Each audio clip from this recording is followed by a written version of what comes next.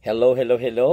Magandang araw naman po sa ating lahat. Kamusta kayo sa ating mga subscribers or mga followers dito sa TikTok and syempre sa Facebook and syempre sa YouTube. Magandang gabi sa inyong lahat o kung ano man oras na inyong napapanood o napapakinggan itong ating uploaded video. So ngayong gabi, sa ulo ng mga balita, alam naman natin na nag-testify na po ang Department of Public Works and Highway Undersecretary na walang iba kundi si Roberto Bernardo.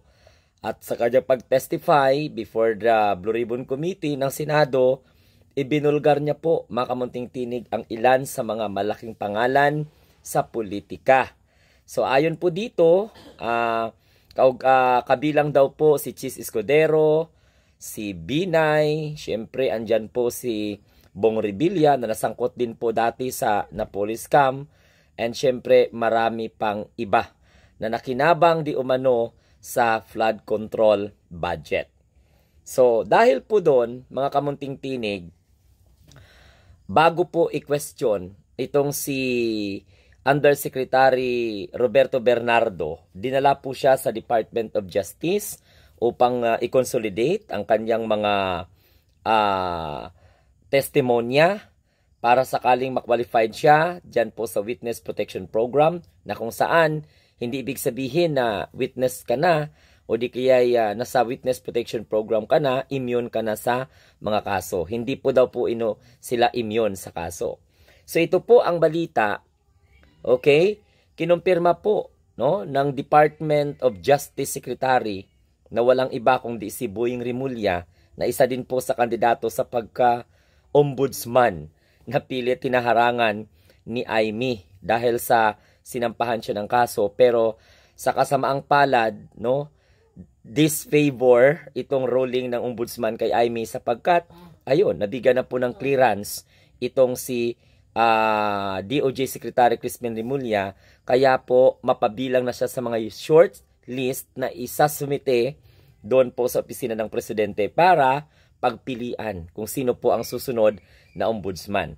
Pero ngayong hapon, ang balita ko po sa inyo, kinumpirma na po ng Department of Justice Secretary na walang iba kundi si Boying Rimulya, gaya ng sinabi ko, na isinama sina dating senador at ngayon ay Makati Mayor na si Nancy Binay at si Chis Escudero, okay, na dating Senate President na pinalitan po ni Tito Soto sa botong 15 laban po sa siyam na kumampi sa kanya. O kasama na doon ang kanyang sarili.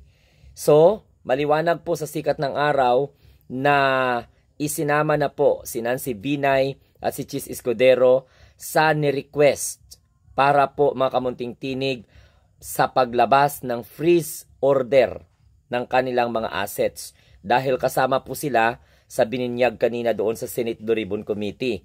Maliban dito mga kamunting tinig, ni-request din po din ang Immigration Lookout Bulletin Order o LBO sa dalawa.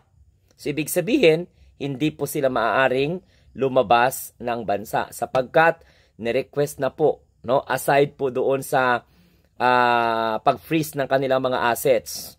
So pag ma-freeze nila yung kanilang mga assets, they cannot touch it. Okay? So i-freeze ang asset ni Chis Escudero at ni Nancy Binay, and then maliban pa po dyan sa pag-freeze ng kanilang mga assets, katulad din ng mga di umano'y na-freeze din, na mga assets nila Diskaya at mga kasamahan po nila, iba't iba pang mga pangalan ng mga contractor, at syempre iba't iba pong mga opisyal ng Department of Public Works and Highway.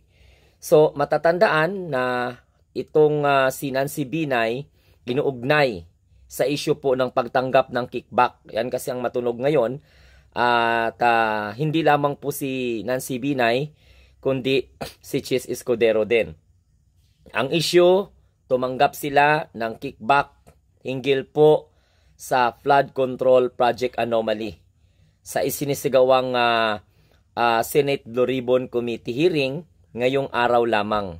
Kakatapos lang, mga mahigit sa 7 oras na balitaktakan dyan po sa may Blue Ribbon Committee na pinamumunuan po bilang chairman ni Senator Panfilo Lacson. Inaakusahan po ang dalawa na to si Nancy Binay bilang mayor ngayon ng Makati at si Chis Escudero bilang membro ng minority, dating SP, bago po siya natanggal. Pinalitan po siya ni Tito Soto. So ano pong implication nito mga kamunting tinig? Ang pag-freeze ng assets ni Binay at saka ni Escudero ay isang hakbang upang nang sa ganon ay hindi po nila magamit yung mga pinaghihinilaan na mga yaman nila, okay, na galing di umano sa kickback mula po sa flood control projects anomaly. Kasi matibay po ang panindigan ni Roberto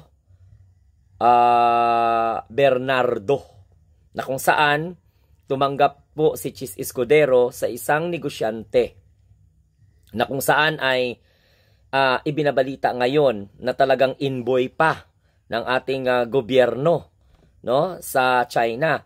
Mga kamunting tinig, ito po ang matibay na palatandaan na wala pong sinasanto ang gustong mangyari ng ating mahal na presidente. All-out investigation. Tamaan ang dapat tamaan, kahit kaalyado pa, kahit appointee pa ng presidente, kahit political ally pa ni PBBM, dahil determinado po ang mahal na Pangulo na wakasan ang ganitong klaseng sistema.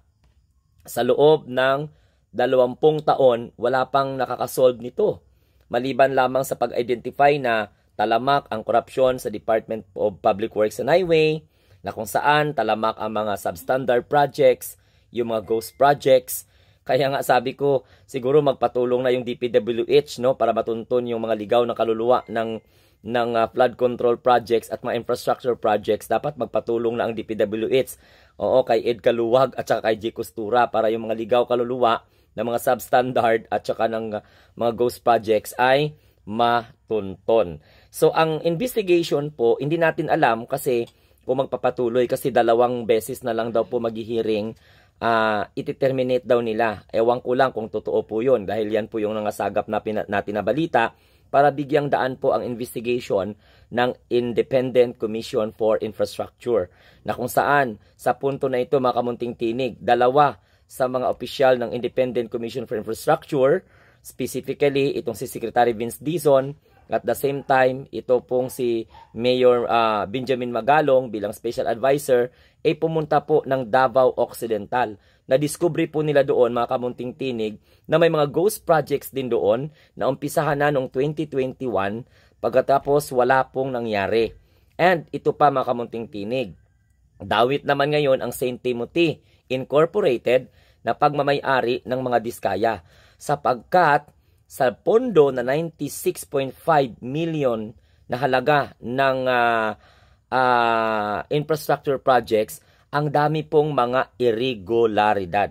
So may mga ghost projects sila at yun ay nabuking. Kaya galit na galit itong si Secretary Vince Dizon, na marami po ang nagsasabi na wag sanang bumitiw sa pwesto despite of pressure, kasi tamaan ang dapat tamaan. Yun po sa Davao Occidental. Kasi ngayong araw po bumisita at nag-inspeksyon dahil sa ang dami po mga flood control projects, hindi lamang sa Luzon, hindi lamang sa Visayas, kundi po sa bahagi din po ng Mindanao. Dahil sigurado po ako, sigurado po tayong lahat sa kagustuhan ng Pangulo na masolve na to, matanggal na tong sistema ng pangungurakot at pagkalimbat ng pera sa kamay po ng taong bayan. Okay, so yan po mga kamunting tinig ang mainit-init na balita ngayon, na kung saan ay ang mga assets ng mga sangkot ng mga senador, dating senador at present senator, na kung saan ay nabanggit ang pangalan ni Nancy Binay at saka ni Chis Escudero, pina-freeze po ang kanilang mga assets. At nirekomenda po na hindi po sila makakalabas ng bansa dahil po dito sa order na ilagay po sila sa immigration lookout bulletin. So hindi po sila makapag-travel abroad. And aside from that, nirekomenda din ng National Bureau of Investigation, lahat ng idinawit po ni Bernardo ay makakasuhan ng Malversation of Funds and Anti-Graft Corrupt Practices Act. So yan po mga kamunting tinig. Maraming salamat. Have a nice day and God bless everyone. Salamat po. Bye-bye.